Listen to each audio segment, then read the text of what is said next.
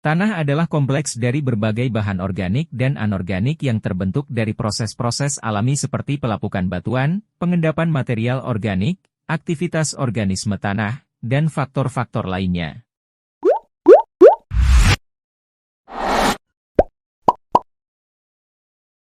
Komponen-komponen utama penyusun tanah meliputi 1. Mineral. Komponen anorganik terbesar dalam tanah, terdiri dari partikel-partikel yang berasal dari batuan yang terdegradasi secara alami. Fraksi mineral utama dalam tanah adalah pasir, liat, dan debu. 2. Bahan organik. Bahan organik terdiri dari sisa-sisa organisme seperti dedaunan, akar, serasah, dan residu organik lainnya. Bahan organik ini memberikan nutrisi penting bagi tanaman dan juga berperan dalam meningkatkan struktur tanah serta memperbaiki kapasitas penyimpanan air dan pertukaran ion. 3. Air. Air dalam tanah berperan penting dalam menyediakan kelembaban untuk tanaman dan organisme tanah lainnya. Sifat fisik dan kimia tanah dipengaruhi oleh kandungan airnya. 4. Udara.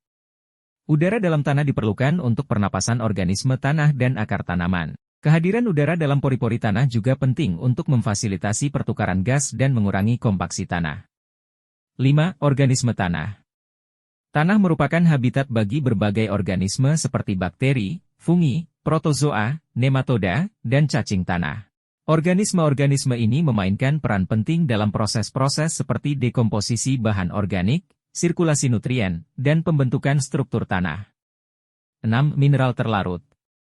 Tanah juga mengandung mineral-mineral terlarut yang berasal dari pelapukan bahan organik dan mineral-mineral padat yang larut dalam air. 7. Tanah sebagai matriks.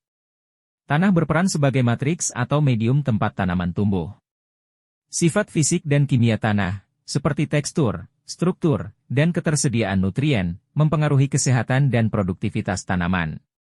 Kombinasi dan interaksi antara komponen-komponen ini memengaruhi sifat-sifat tanah seperti tekstur, struktur, kesuburan, dan drainase.